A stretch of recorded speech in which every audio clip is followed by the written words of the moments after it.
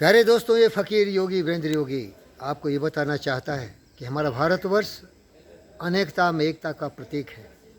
यहाँ विभिन्न संप्रदाय के और जाति के, धर्म के, मजहब, क्षेत्र के लोग रहते हैं और यहाँ एक बिल्कुल स्वर्ग जैसा वातावरण हो सकता है। लेकिन इसके लिए ज़रूरी है कि जो बुनियादी समस्या है हमारे 140 करोड़ जनता का, उसका समाधान हो, क्योंकि यहाँ की जो जनसंख्या हो बहुत ही ज़्यादा है और इसका नाजायज़ फ़ायदा उठाते हुए अज्ञानता, अशिक्षा, बेरोज़गारी, भूखमरी, फ़कीरी, बिजली, सड़क, पानी का अभाव, चिकित्सा का अभाव, इसका फ़ायदा उठाते हुए जो देश के द्रोही हैं वो हमारे देश को विभिन्न टुकड़ों में बांटते हैं। लल्लू यादव जैसा लोग जाति के नाम पर जनगणना करना चाहता है और फिर से उन जातियों को मंडल कमीशन के आधार पर निरीक्षण दे के, आरक्षण दे के उनका वोट बैंक की राजनीति करता है। एक उदाहरण है हैदराबादी हमारे भाईजान ओवैसी साहब का। वो पूरे हिंदुस्तान के मुसलमानों को भड़काते हैं और उनका वोट ले लेना चाहते हैं। ऐसे अनेक हमारे हिंदू मुसलमान दोनों में गद्दार हैं। न वो हिंदू है न मुसलमान है, वो भेड़िया है, वो जंगली जानवर है, वो स्वार्थी है। अपने स्वार्थ के लिए हमारे भोले भाले हिंदू मुसलमान में बांटता है समाज को और उनके वोटों को लेना चाहता है। इसीलिए हमारा ये निवेदन है कि प्यारे दोस्तों, हिंदुस्तान में रहने वाला हर हिंदुस्तानी है। इस भारत माता की हर संतान अगर एक इंसान है तो उसके विचार एक ही है। हमारा जब विचार उत्तम होगा तो हम सारी जाति, धर्म, मजहब, क्षेत्र से ऊपर उठ जाएंगे। जैसे ये फ़कीर योगी वीरेंद्र योगी।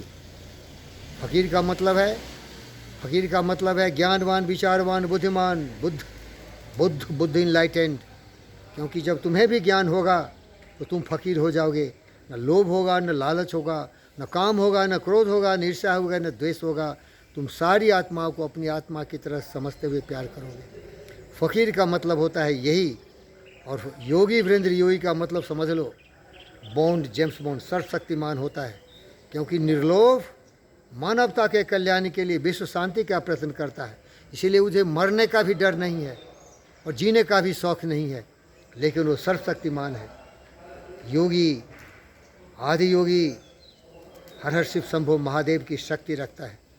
तो प्यारे दोस्तों, इस संबोधन में आपको ये बताना चाहता हूँ कि हिंदुस्तान में जो कोई भी अपने को हिंदू कहता है या मुसलमान कहता है तो धर्म की राजनीति मत करो। अगर तुम्हें भ्रम है कि हिंदुत्व क्या है, तो हिंदुत्व है एक विचार, एक सोच, जिसे वे ऑफ लिविंग कहते हैं। सुप्रीम कोर्ट ने बता दिया था। इसका अटल बिहारी वाजपेयी जी ने बताया। हमारा प्रिय दोस्त, आप सभी लोग जानते हो, एक वे ऑफ लाइफ है। इसमें यही होता है सबका विकास, सबका साथ, सबका विश्वास, वसुधैव कुटुंबकम। सारी पृथ्वी अपना परिवार है। आत्म सर्वभूतेषु, सारी आत्माएं समान है। सर्वे भवन्तु सुखिनः, सभी खुशहाल हो। प्यारे दोस्तों, ये एक विचार पद्धति है, ये कोई धर्म नहीं है। एक जीवन जीने की सोच है, एक कला है। प्यारे दोस्तों, इसको जानने वाले, आपको जान के ये बहुत ही आश्चर्य होगा कि जो भी ज्ञानवान, विचारवान मुसलमान भाई हैं वो इसको समझते हैं। लेकिन जो हमारे जो अशिक्षित मुसलमान भाई और बहन हैं, ये बहकावे में आ जाते हैं। वैसी जैसे देशद्रोही जो जिन्ना के आधार पर देश को टुकड़े टुकड़े में बांटना चाहते हैं, अपने वोट बैंक की राजनीति करते हैं। अब उदाहरण लीजिए मुसलमान भाइयों में ऐसे महापुरुषों की। प्रोफेसर आरिफ मोहम्मद खान, उससे बड़ा कोई हिंदुस्तान का महान छवि वाला व्यक्ति हो ही नहीं सकता। हिंदू में भी बहुत इरले बिरले उसके बराबरी के होंगे। मेरी बहन सुबूही खान, सुप्रीम कोर्ट की बहुत बड़ी बैरिस्टर हैं। देखो उनके विचार, वो सत्य को समझते हैं। शहजाद पुणे वाला, देखो उस महान व्यक्ति का छवि। अब्दुल हमीद, जो देश की सुरक्षा के लिए, देश की शान, मान, स्वाभिमान को बढ़ाने के लिए 1965 में किस तरह से लड़ाई लड़े थे। तो ये है विचार। ये सारे मुसलमानों का जो नाम गी पाया हूँ, इनमें हजारों ऐसे महान मुसलमान हैं, क्योंकि इनकी विचार पवित्र है। वो कभी भी देश को तोड़ना नहीं चाहते। वो कभी भी अपने जो बाहरी शक्तियाँ हिंदुस्तान में आई थी लूटने, मारने, काटने, शासन करने, उनके वंशज नहीं मानते। वो भले ही इस्लाम को मानते हों, लेकिन उनके विचार सही है। इस्लाम भी एक धर्म है। अगर वो सिखाता है कि साथ मिल के चलो, सबके कल्याणकारी विचारों से चलो, तो उसका भी सम्मान होनी चाहिए। मैं हर धर्मों का ज्ञाता नहीं हूँ, इसीलिए मैं बोलता हूँ, इनके विचार में देखता हूँ। तो ये मुसलमान के उदाहरण है। इससे बड़ा हिंदू भी बहुत कम ही मिलेगा। I love you professor Arif Mohammad Khan. I respect you, my sister Subuhi Khan. I have highest honor and respect for Shahzad Punewala. If I am very fortunate, तो कभी भी आपके चरण स्पर्श जरूर करूँगा। भले आपका एज कुछ भी हो, लेकिन विचार से पूजा होनी चाहिए। अब आ जाइए हिंदू में। लल्लू यादव, ममता बनर्जी, मुलायम यादव, राकेश यादव, और आ जाइए सिख में नवजोत से सिंधु। ऐसे अनेक गद्दार हैं जो हिंदू और सिख के नाम पर देश के कलंक हैं। अब आ जाइए वंशवादी नेहरू खानदान का। अंग्रेज़ों की गुलामी की, अंग्रेज़ों का चमचा किया, अंग्रेज़ों के साथ इश्क मोहम्मद किया, और हमारी मासूम देश की जनता उसी को बार बार प्रधानमंत्री पद से निवेदित, क्योंकि यहाँ की जनता मूर्ख है। ये जनता हिंदुस्तान की मूर्ख है। इसे पता नहीं है कि इसका सेवक कौन है। सेवक तो है जो रोटी कपड़ा मकान की समस्या का समाधान करे। सेवक तो है बिजली सड़क पानी दे। सेवक तो है तुम्हें रोजगार दे, चिकित्सा दे। लेकिन कुछ लोभी गद्दार बोलते हैं 15 लाख रुपया दे। कहाँ से देगा रे? ये तो केजरीवाल तुम्हें खरीदेगा। कभी वोट खरीदेगा तो कभी तुम्हें 1000 रुपये दे के बोलेगा कि तुम्हें 1000 रुपये देता हूँ, भीख मांगता हो। भिखारी बनाएगा। तुम भी इसके भागी हो। हमारे देश के जो भी रिसोर्सेज हैं उसको देखो, वो तुम्हारे लिए है। जो चोर गद्दार होगा, जो देश को लूटेगा, जो देश को बेचेगा, उसी के पास ब्लैक मनी होगी, और वही गद्दार तुम्हें घूस दे सकता है। भिखारी है क्या हिंदुस्तान की जनता? क्या तुम्हें भीख चाहिए? शर्म करो। हिंदुस्तान की जनता कभी भीख नहीं मांगती। वो मेरी तरफ फ़कीर होता है। भूखे मरेंगे, भीख नहीं मांगेंगे। मेहनत मजदूरी करेंगे, खून पसीने की कमाई खाएंगे, भीख नहीं मांगे। और जो भीख देता है उसको वोट देते हो, शर्म करो। तुम वोट बेचते हो, शर्म करो। अरे उस इंसान को चुनो जो तुम्हारे लिए, तुम्हारे हक के लिए, तुम्हारी ज़िंदगी को बेहतर बनाने के लिए, तुम्हें शिक्षित बनाने के लिए, तुम्हें रोज़गार देने के लिए दिन रात प्रयत्न करता है। प्यारे दोस्तों, हमारी बात को गौर से समझिए। वही सच्चा देशभक्त है जो न किसी जाति का है, न किसी धर्म का है, न किसी मज़हब का है। वो केवल इंसान है। और मैंने गिना दिया हूँ। हिंदू में भी ऐसे गद्दार हैं। बार बार दोहराऊंगा, वीडियो बड़ा हो जाएगा। केजरीवाल सबसे बड़ा चोर, गद्दार, चालाक। हमारी माँ बहनों को पंजाब में बोलता है 1000 रुपये भीख दूंगा पर प्रति माह। अरे बाप का पैसा है क्या तुम्हारा? वो हमारी जनता का ही पैसा है जो टैक्स से तुमने वसूला है, और उसे वोट खरीदने की राजनीति कर रही।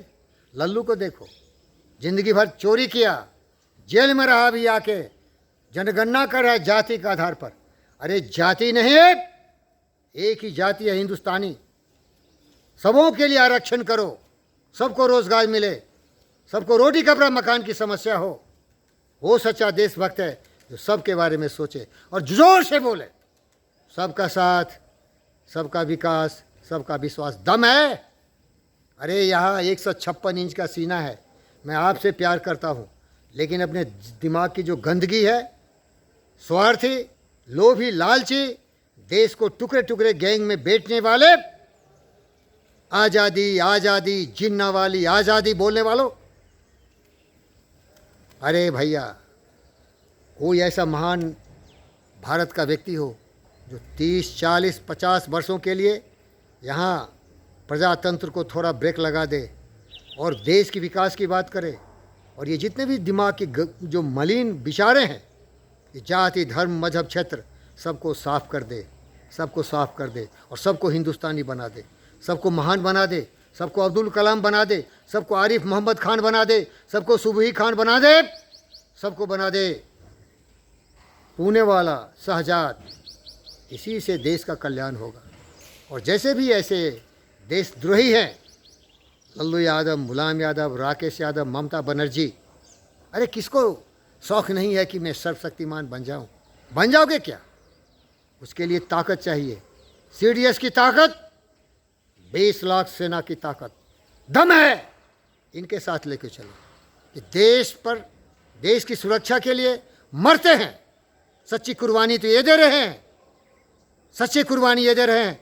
और देशभक्त जाके उनके साथ अपना जन्म दिवस मनाता है, वो सच्चा देशभक्त है। ऐसे लोगों का भी शासन में भागीदारी होनी चाहिए, भागीदारी होनी चाहिए, क्योंकि देश के लिए तो वो मर रहे हैं। और ये गद्दार देश को बांटने वाले मजाक कर रहे हैं, आंदोलन कर रहे हैं, जो मर्जी हो कर रहे हो। ये प्रजातंत्र का बहुत बड़ा दुरुपयोग है। प्रजातंत्र नहीं, हमें विकास तंत्र चाहिए, और इसके लिए सबको एकजुट होकर कार्यरत होनी चाहिए। क्या मेरे सपनों का भारत ऐसा आएगा? क्या इस भारत की वीरभूमि पर ऐसा कोई महान सपूत होगा जो किसी की परवाह नहीं करेगा, देश के लिए जिएगा, देश के लिए मरेगा, और देश की 140 करोड़ जनता के हित में कार्य करेगा? न जाति के नाम पर, न धर्म के नाम पर, न मज़हब के नाम पर, न क्षेत्र के नाम पर राजनीति करेगा, क्योंकि उसको इलेक्शन का डर नहीं होगा। 50 साल तो इलेक्शन होगा ही नहीं। प्रजातंत्र का सबसे बड़ा दोष है, बोलो बोलो, आंदोलन करो, देश का पहिया जाम कर दो, चक्का जाम कर दो, इससे देश का विकास होगा। शी जिनपिंग से सीखो, जबान पर ताले लगा दो, काम करने के लिए दिमाग में गोली लगाओ, बंदूक लगाओ, सालों को सबसे काम करवाओ। काम से ही देश का विकास होगा, ये आंदोलन से नहीं। कभी किसान के नाम पर तो कभी किसी नाम पर बहानेबाज गद्दार, ये केवल सत्ता में आने का एक चाल है, एक प्रपंच है, एक प्रयोग है। बचो मेरे हिंदुस्तान के भाइयों बहनों, एक अच्छे सेवक की तलाश करो। और प्रजातंत्र क्या, तुम्हें रोटी कपड़ा मकान चाहिए, बिजली सड़क पानी चाहिए, रोज़गार चाहिए, शान से सर उठा के कहो हम हिंदुस्तानी हैं, ये गौरव गाथा गाने का तुम्हें अवसर प्रदान करे। धन्यवाद।